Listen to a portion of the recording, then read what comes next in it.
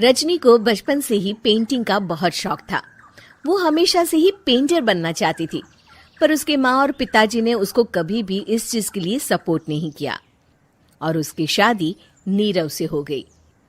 नीरव रजनी को बहुत प्यार करता था, पर रजनी हमेशा चुपचाप ही रहती। वो इस शादी से खुश नहीं थी। वो ये शादी नहीं करना चाहती थी। उसे तो हमेशा से पेंटर जो बनना था। अपने इस सपने को वो नहीं पूरा कर पाई, इसलिए वो हमेशा उदास रहती थी। रजनी, बहुत ही बढ़िया फिल्म लगी है, कल देखने चले? नहीं जी, कल मुझे बहुत काम है, मैं नहीं जा पाऊंगी। अच्छा तो कोई बात नहीं, संडे को चलते हैं। देखिए, मुझे फिल्म देखना पसंद नहीं है। आपको जाना है तो चले जाइए। नीरव को मना करके रजनी वहां से चली जाती है और अपने बैग को खोलकर उसमें बंद पड़े ब्रश और कलर्स को देखकर रोने लगती है। रजनी, चलो ना कहीं बाहर खाने चलते हैं, कुछ तुम्हारी पसंद का। जी, मुझे नहीं जाना, मेरी तबीयत ठीक नहीं है। रजनी वहां से चली जाती है। नीरव को समझ नहीं आता कि रजनी उससे इतना दूर क्यों रहती है। वो जब भी उसके साथ वक्त बिताना चाहता है, रजनी कोई ना कोई बहाना बना देती है। एक दिन घर पर कोई नहीं था। रजनी घर का सारा काम जल्दी से खत्म कर लेती है। घर पर अकेले होने के कारण वो सोचती है कि वो आज पेंटिंग करेगी। वो अपने कमरे में जाकर पेंट ब्रशेस और कलर्स निकालकर जैसे ही कलर मिक्स कर रही होती है कि दरवाजे पर बेल बज जाती है। अब कौन आ गया इस वक्त? इतनी मुश्किल से तो मुझे पेंट करने का मौका मिला है। रजनी दरवाजा खोलती है तो उसकी सास अपनी सहेलियों के साथ खड़ी होती है और सब घर के अंदर आ जाते हैं। अरे बहू, सबको शरबत बनाकर पिला दे, बाहर तो बड़ी गर्मी है। उफ। जी। रजनी पेंट ना कर पाने से उदास हो जाती है। उसे गुस्सा भी आ रहा होता है कि उसने इस शादी के लिए हाँ क्यों कह दी। वो रसोई में जा रही होती है कि उसकी सास उसे रोकती है। बहू, सबके खाने का भी इंतजाम कर लेना, आज का लंच तो ये सब यहीं करेगी। हाँ। रजनी बिना कुछ कहे रसोई में चली जाती है। सबके लिए खाना बनाती है। सब खाना खाते हैं और रजनी घड़ी देखती है कि ये सब कब जाएंगे ताकि वो अपनी पेंटिंग कर सके। जब शाम होती है तब सब चले जाते हैं अपने घर। अरे बहू, सब तेरे खाने की तो बहुत तारीफ कर रहे थे, सबको बहुत अच्छा लगा खाना। आपको मुझे सुबह बताना चाहिए था ना कि आपकी सहेलियां आ रही हैं। पता भी है कितना वक्त लगा सारा खाना बनाने में।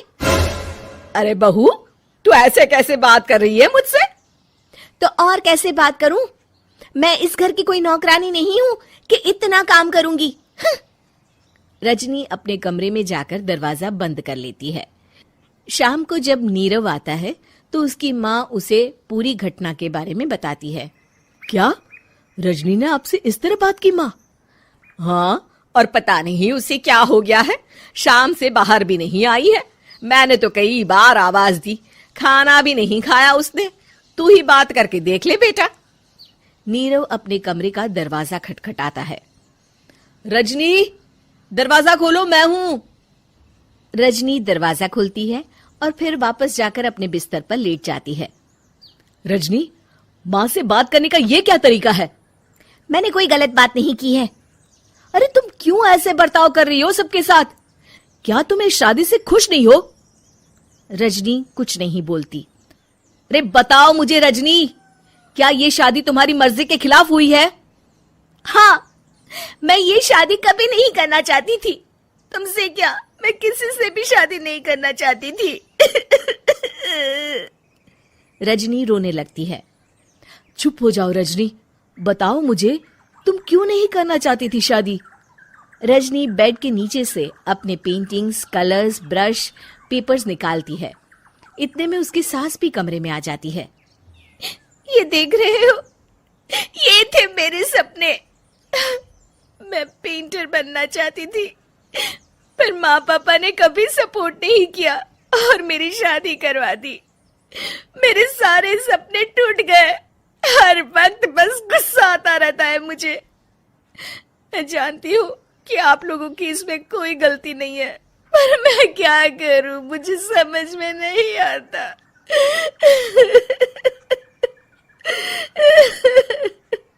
रजनी फूट फूट कर रोने लगती है।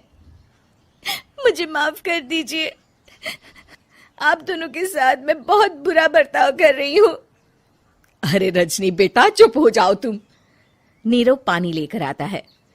ये लो पानी पियो और शांत हो जाओ। रजनी पानी पीती है और उसकी सास पेंटिंग्स देख रही होती है। अरे नीरव, हमें तो पता ही नहीं था कि हमारी बहू कलाकार है। अरे कितनी अच्छी पेंटिंग्स बनाई है, देखो तो। ये वाली तो मैं अपने कमरे में ले जाऊंगी। आपको ये पेंटिंग्स अच्छी लगी? अच्छी नहीं, बहुत अच्छी लगी। और तुमने हमें बताया क्यों नहीं? तुम जब चाहे पेंटिंग कर सकती हो रजनी। हम तुम्हारे सपनों को पूरा करने में तुम्हारा पूरा साथ देंगे। हाँ बेटा, हम कला की कद्र करते हैं। हम कलाकार तो नहीं, पर मुझे गर्व है कि मेरी बहू एक कलाकार है। रजनी, नीरव और सास तीनों हंस पड़ते हैं।